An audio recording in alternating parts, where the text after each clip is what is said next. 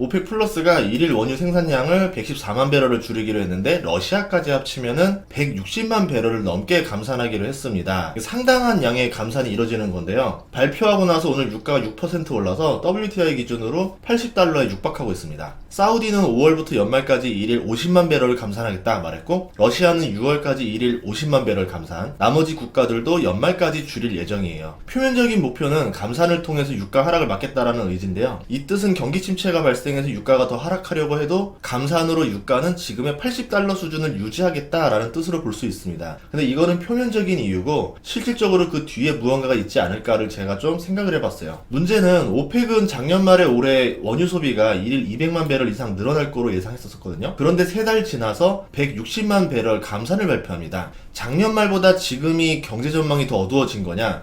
저는 그때보다는 지금 전망이 더 밝다라고 봐요. 그러면 원유 소비는 더 늘어날 거예요. 이렇게 되면 유가가 오를 수밖에 없다라는 거죠. 순리에 맞지 않는 일이 벌어졌을 때는 고개를 들어서 배후를 볼 필요가 있습니다. 이와 동시다발적으로 위안화 결제가 브릭스 국가 위주로 진행되고 있다는 뉴스가 나오고 있는데, 브라질과 중국은 위안화, 헤아라로 직접 거래하기로 했다라는 뉴스가 나왔습니다. 중국이 브라질에 원자재를 주로 많이 사주니까 달러가 브라질로 가야 되는데, 브라질이 위안화를 받아준다? 그러면 그 위안화를 어디에다 써야 된다는 거거든요. 거래라고 하면 돈이 회전이 일어나야 됩니다. 서로 사고 팔아줘야 돼요. 그런데 그 위안화를 가지고 다른 곳에서 물건을 살 게 없잖아요. 한쪽에만 쌓이면 이루어지기 어려운 거래니까 브라질이 그 돈을 가지고 중국 물건을 사거나 아니면 공사를 벌일 가능성이 저는 높다라고 봅니다. LNG도 위안화로 최초 결제가 이루어졌다는 뉴스가 4일 전에 나왔어요. 중국 해양석유공사가 상하이 석유가스 거래소를 통해서 프랑스 토탈 에너지로부터 아랍에미리트산 LNG를 위안화로 사들였다라는 내용입니다. 선박 한 척분밖에 안 돼요. 65,000톤이긴 하지만 그래도 첫 거래라는 점에서 상징성이 있는 거죠. 앞으로 석유나 가스를 위안화로 결제할 비중이 늘어날 수 있다는 겁니다. 미국이 말하는 페트로달러를 위반한 거죠.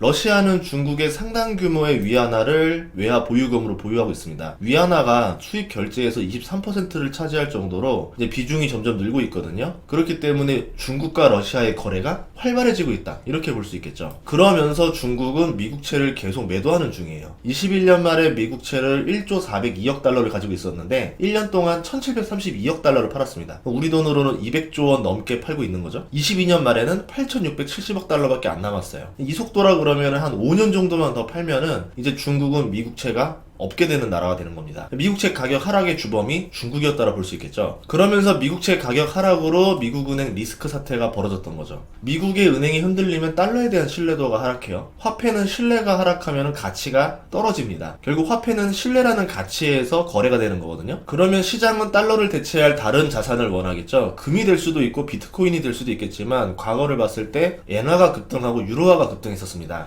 이 타이밍에 중국이 위안화로 국제 결제를 늘리고 있어요. 내가 달러를 잘 대체할 수 있어. 봐봐. 원유도 거래할 수 있고 다른 나라랑 국제 거래도 하잖아. 위안화가 아니고 유로화가 아니고 위안화가 기축통화가 될 거야. 이런 거를 광고하기 위해서 샘플링을 보여주는 게 아닌가, 이런 생각이 들었습니다. 그러면 이번에 오펙 배후에는 중국이 아닐까? 의심이 되는 거죠. 물론 중국이 기축통화국이 될 만한 능력은 없습니다. 유동성 공급을 위해서 돈을 뿌려주고 물건을 사서 무역 적자를 내야 기축통화국이 유지가 되는데, 중국은 무역으로 흑자를 내는 국가예요. 적자를 보기가 어려운 구조입니다. 그러면 유동성 공급이 안 되니까 기축통화국이 될 수가 없는 거죠. 그럼 이런 생각을 해봤어요. 물건을 팔고 그 이상으로 그 나라에 공사를 지어주거나 부동산을 사주거나 채권을 사주면 어떻게 될까? 그 나라의 경제를 서서히 종속시키면서 기축통화국으로서 유동성 공급자가 될 수 있겠죠. 당장의 일은 아니겠죠. 아니면은 오히려 기축통화국인 달러의 지위를 유지하면서 무임승차로 준 기축통화 역할을 할 수도 있어요. 왜냐하면 기축통화가 되면 무역 적자를 봐야 되는데 무역 적자는 보지 않으면서 자신의 위안화 결제를 계속 확대시키는 거죠. 그러다가 미국의 달러 위기가 왔을 때 자연스럽게 그 자리를 이어받으려고 할 수도 있을 겁니다. 작년 미국은 금리를 빠르게 올리면서 달러 가치를 역대급으로 올려놨어요. 그래서 위안화 가치가 무너졌죠. 하지만 미국의 금리 인상 속도를 이겨내지 못했던 영국의 연기금 파산 우려 같은 게 나오면서 미국은 금리 인상 속도가 둔화되기 시작했습니다. 달러 가치가 다시 급락을 했죠. 그 사이에 중국은 봉쇄를 풀고 리오프닝을 하면서 위안화 가치가 상승하고 있습니다. 그러면 달러가 기축통화가 될 수 있었던 이유는 무엇이었을까? 다시 한 번 더 깊이 들어가 볼게요. 근본이제였었죠. 금을 교환해주는 역할로 달러가 기축통화가 될 수 있었고,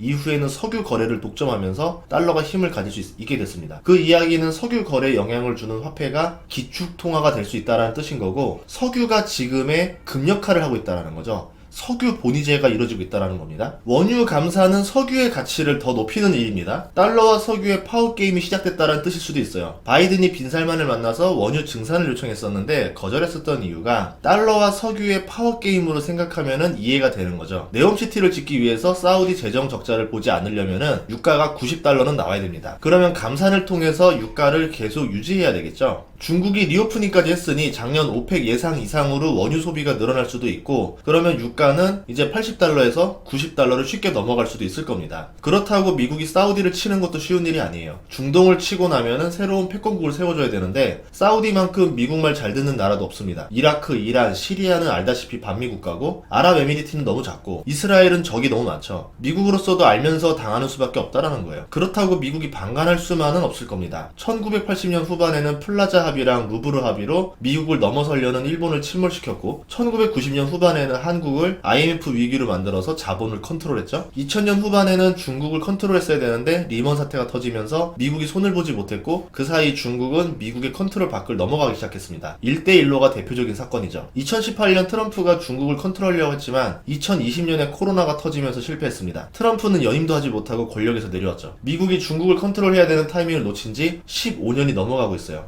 그러면서 중국은 가스 위안화 결제, 브릭스 국가들과 위안화 결제를 하기 시작했습니다. 미국이 패권국을 유지하려면은 제2의 플라자 합의가 필요해요. 그런데 마땅한 카드가 보이지 않는다라는 게 문제예요. 오히려 인플레 상처가 간신히 아물어가고 있는데 오펙이 원유 감산 카드로 미국의 상처를 다시 쑤시고 있습니다. 미국도 구군을 걸고 중국을 컨트롤해야 되는데 바이든이 그럴 만한 리더십과 국민과 의회의 지지를 받을 수 있을지, 그럴 만한 필살 카드가 있는지 모르겠습니다. 제2의 플라자 합의로 쓸만한 카드 한 장이 있다면 알래스카 유전을 적극적으로 개발하는 건데요. 알래스카에는 엄청난 자원이 매장돼 있어요. 2차 전지에 들어가는 흑연도 중국에 의존하고 있는데 알래스카만 개발해도 미국은 100% 자원 독립이 가능합니다. 원유도 엄청나게 매장되어 있죠. 텍사스 퍼미안 분지에 있었던 셰일 업체들이 바이든의 친환경 정책과 코로나 때 유가 하락으로 많이 도산했었는데, 정책 금융적으로 셰일 업체들을 채굴할 수 있도록 지원을 하면은 원유 생산은 수년 내에 급증할 수 있을 거고 원유 가격을 잡을 수가 있습니다. 그렇게 하겠다라는 발표만으로도 중동 국가들을 다시 컨트롤할 수 있겠는데, 문제는 그렇게 한 다음에는 취소는 어려울 거예요. 트럼프라면은 이 과정에서 중동과 밀당을 잘 할 수 있을 거라 생각되는데, 바이든 정부에도 협상 고수가 있었으면 좋겠어요. 하지만 이것도 민주당은 내년 대선을 포기하고 해야 됩니다. 알래스카 유전 개발 것만으로도 환경에 민감한 청년 지지층이 이탈하고 있어요. 만약 여기에 지원까지 하면은 공화당의 공격,